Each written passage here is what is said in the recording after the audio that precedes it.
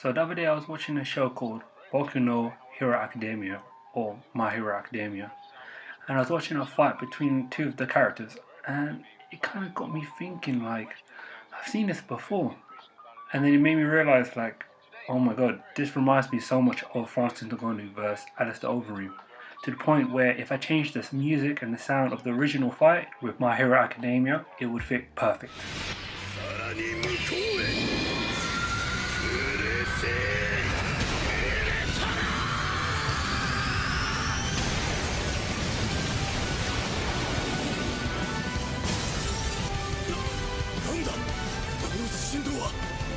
So My Hero Academia is about a guy called Deku who's trying to become like his idol, All Might, who in the show is perceived to be like the strongest character in the whole show.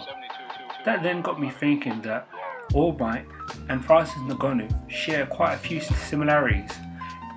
Both of them are huge guys, Francis Ngannou being 6'5" and All Might being 7'2".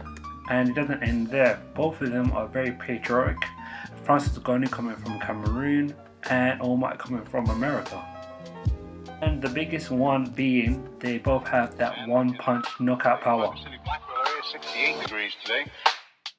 So right now, what I want to do is show you how to develop that knockout power and the secret behind having such a devastating punch like Francis Ngannou and All Might. So what I'm doing now, I'm doing 3 rounds of skipping.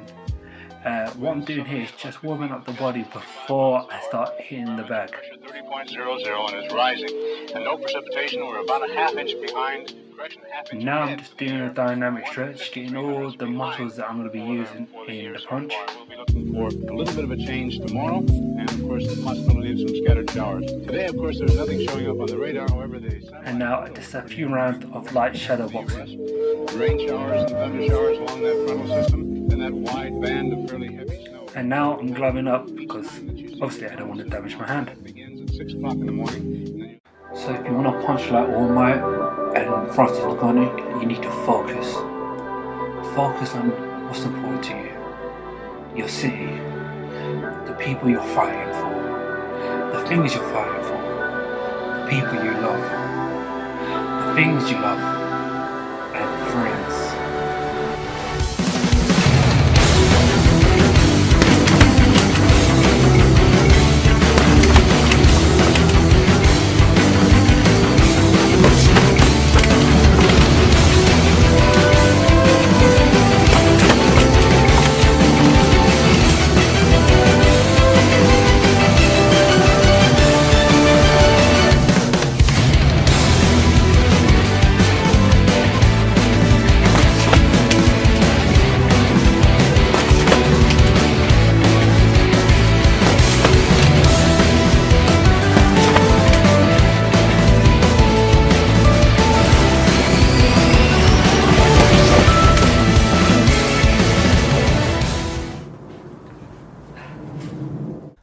So you're probably never going to punch as hard as All Might, and maybe not as hard as Francis Ngannou.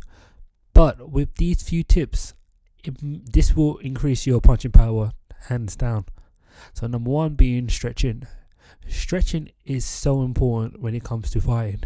It prevents injuries, helps with recovery, helps with motion.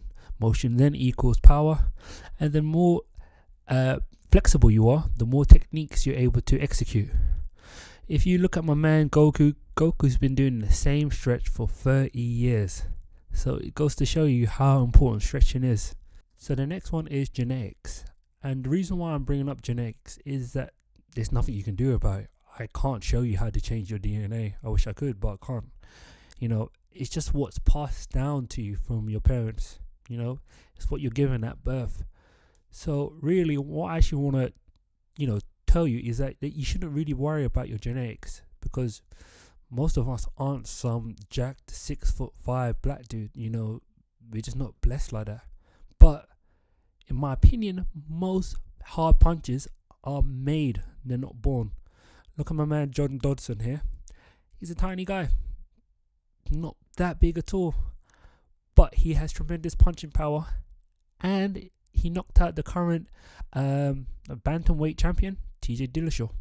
Time is so important when it comes to developing power. The way you spend your time is going to be a key factor when it comes to your punch. Now, if somebody who's been fighting when they were young is most likely going to have a stronger punch, but it doesn't mean that you're going to have tremendous power. If you look at somebody like Jimmy Manuel and of course Francis Ngannou, they most likely spent their time when they were younger being athletes, training, or possibly just getting into street fights. These kind of things can develop your punching power. So you don't want to just sit on the couch, eat Twinkies and potato chips, and then later on in life decide to go into the gym and to maybe hope that you have a punching power.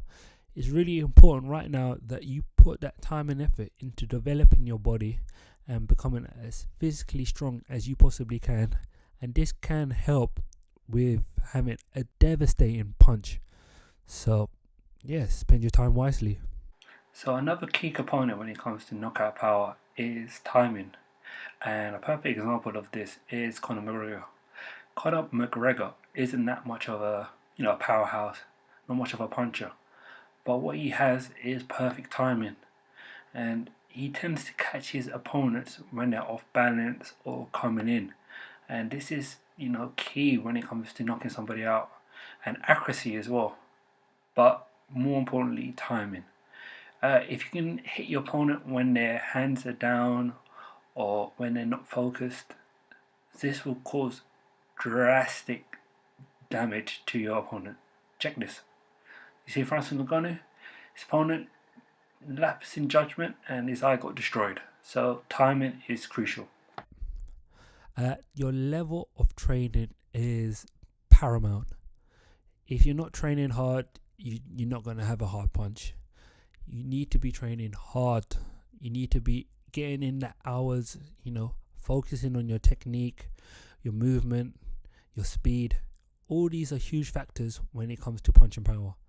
Now, if you look at somebody like Mike Tyson when he used to hit the bag, he just wouldn't go ham on the bag. He would actually be quite focused, working on his technique, his movement, his head movement, a whole bunch of things.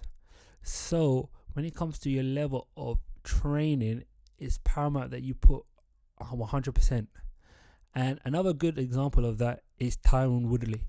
A lot of people like to say that he's naturally gifted. And I would like to say he's not actually naturally gifted. He's actually just followed all the things I've actually said. Now, if you look at him, he's been training since he was young, which is something about time.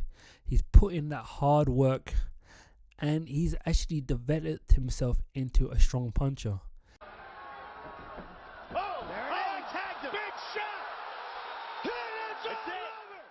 And Tyron Woodley works his butt off.